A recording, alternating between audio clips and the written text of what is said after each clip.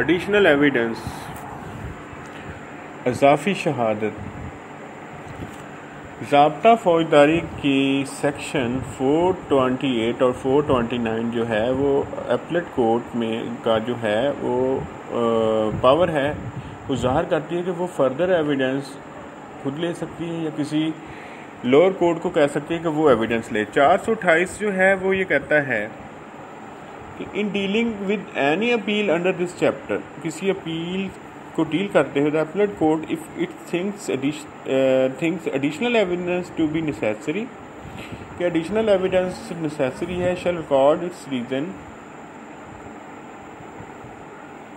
वो उसकी रीज़न जो रिकॉर्ड करेगा, एंड मे इधर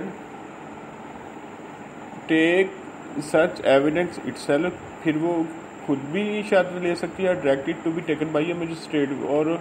मजिस्ट्रेट को भी हुक्म कर सकती है, उसको भी हिदायत दे सकती है कि वो इसको रिकॉर्ड करे। और when the appellate court is high court, अगर एपलेट कोर्ट हाई कोर्ट है तो by court of session or a magistrate, तो मजिस्ट्रेट या कोर्ट ऑफ सेशन को भी कह सकती है। When the additional evidence is taken by the court of session or the magistrate it or he shall certify such evidence to the appellate court, तो वो इस एविडेंस को रिकॉर्ड कर जो उन्होंने की होती है उसका सर्टिफिकेट बनाकर एपलेट कोर्ट को भेजेगी कि हमने ये रिकॉर्ड की है भाई। और उसमें क्या होगा कि फिर उसके बाद होगा कि court shall thereupon proceed to dispose of the appeal, फिर वो कोर्ट जो है वो डिस्पोज ऑफ करेगी अपील को, unless the appeal appellate court otherwise direct the accused or his pleader shall be present when the additional evidence is taken, कि वो कहता है कि अक्यूज और उसका प्लीडर प्रेजेंट होंगे जब एपलेट कोर्ट में एडिशनल एविडेंस रिकॉर्ड होगी, अनलेस के एपलेट कोर्ट अदरवाइज डायरेक्ट करे। The taking of evidence under this section shall subject to the provision of chapter 25 as if it were an inquiry, इसकी वही चीज़ इसकी कहता प्रोसीजर होगा जो चैप्टर जो है 25 में इंक्वायरी का है। अब चैप्टर 25 जो है हम उसको सिर्फ देखेंगे कि वो चैप्टर में क्या है, सिर्फ उसकी हेडलाइन पर देखकर हम दोबारा टॉपिक पर आएंगे। चैप्टर 25 जो है वो 476 से लेकर जो है 476A के जो है और उसमें नेक्स्ट 480 से ऑनवर्ड है कि इंक्वायरी की सूरत में होगा। अब ये तो है additional evidence in appellate court in criminal cases, और इसमें है कि हमने सिर्फ ये 428 पढ़ा है एपलेट कोर्ट के मतलब एडिशनल एविडेंस का। इसके साथ हम इसके क्रॉस रेफरेंसेस भी देखेंगे। क्रॉस रेफरेंसेस इसमें ये है कि जो क्या रिवीजन कोर्ट जो है, कोर्ट ऑफ रिवीजन जो है वो एविडेंस रिकॉर्ड कर सकती है, तो उसके मतलब जब हम 439 में जाएंगे तो उसमें देखेंगे उन्होंने 428 भी लिखा हुआ है कि उसके पास रिविजनल कोर्ट के पास 428 की पावर भी है, यानी वो एडिशनल एविडेंस ले सकती है। तो हम जो है जब इस सवाल को हल करेंगे तो हम 428 के साथ साथ 439A और 439 भी लिखेंगे। फर्दर जो है इसमें कि अगर कोर्ट ऑफ रेफरेंस यानी सजाए मौत के ख़िलाफ़ जो रेफरेंस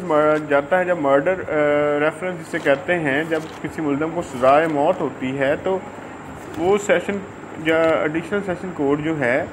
वो जो उसका फ़ैसला होता है उसको रेफरेंसेस बनाकर 374 के तहत जो है वो हाई कोर्ट को भेजती है। तो फिर हाई कोर्ट जो है वो 375 के तहत फर्दर इंक्वायरी का हुक्म दे सकते हैं या फिर एडिशनल एविडेंस ले सकते हैं। अब एडिशनल एविडेंस जो है ये डॉक्यूमेंट्री भी हो सकती है और विटनेस भी इसमें पेश हो सकते हैं। 375 में भी ये है कि if when such proceeding are submitted to the high court things that further inquiry should be made into or additional evidence taken upon any point bearing upon the guilt or innocence of the convicted person, it may take such inquiry or take such evidence itself are directed to be made or taken by the court of session. अब unless the high court otherwise direct, the presence of the convicted person may be dispensed with when such inquiry is made or such evidence is taken. When the inquiry and the evidence of any are not made by any taken by the high court, the result of such inquiry and the evidence shall be certified to such court. ये है हमने पढ़ा कि 428, उसके बाद 375 हमने पढ़ा, उसके बाद जो है इसके साथ हमने 439 को भी शामिल किया, 439 ए भी है। और सिविल साइड की तरफ हम देखें तो ऑर्डर 41 रूल्स 27 जो है और ऑर्डर 41 रूल 28 जो है वो भी इसी के मतलब है, एडिशनल एविडेंस के मतलब है। उसमें ये लिखा है कि एडिशनल एविडेंस जो है वो दो चीज़ों के लिए जो है वो जज लेगा। या तो ये है कि अगर कोई जो ऐसी evidence solid proof solid evidence जो कि लोअर कोर्ट को लेना चाहिए थी या जो पार्टी पेश करना चाहती थी, मगर उसने इसको एविडेंस को लेने से इनकार कर दिया, तो फिर ये है कि वो एडिशनल एविडेंस उसकी ली जा सकती है। या फिर है कि कोर्ट की पावर है कि कोर्ट चाहती है कि फैसला करने के लिए उसको कुछ डॉक्यूमेंट्स या कुछ जो पर्सन्स हैं वो रिक्वायर होते हैं, अगर हों तो फिर वो भी जो है वो एडिशनल एविडेंस की ग्राउंड है। तो ये है ऑर्डर 41 और order 41 rule 28, order 41 rule 27 additional evidence in civil cases. और क्रिमिनल के हमने देख लिया है। देखें कि इसमें सुपीरियर कोर्ट के जो फैसले हैं उनके मुताबिक ये नहीं है कि वो कहते हैं कि ये एपलेट कोर्ट अगर जब एडिशनल एविडेंस लेना चाहे तो उसका मतलब ये नहीं होना चाहिए कि वो लकोना किसी पार्टी का है, वो फिल की जो है वो करने के लिए एविडेंस ले रहे हैं। यानी उसमें सिर्फ ये है कि कोई एविडेंस ऐसी थी कि पार्टी ये कहती है, और ये डिस्क्रिशनरी पावर है, ये जो है एपलेट कोर्ट पर जो है वो बाउंड नहीं है कि वो एडिशनल एविडेंस ज़रूर ले। तो एडिशनल एविडेंस उसी वक्त ली जाती है जब कोर्ट ऑफ अपील ये समझती है कि उसको मज़ीद जो है वो डॉक्यूमेंट्री या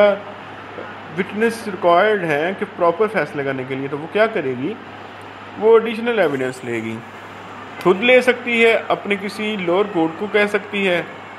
तो ये हमने आज एडिशनल एविडेंस को पढ़ा, और एडिशनल एविडेंस अज़ाफ़ी एविडेंस को कहते हैं। Thank you very much again.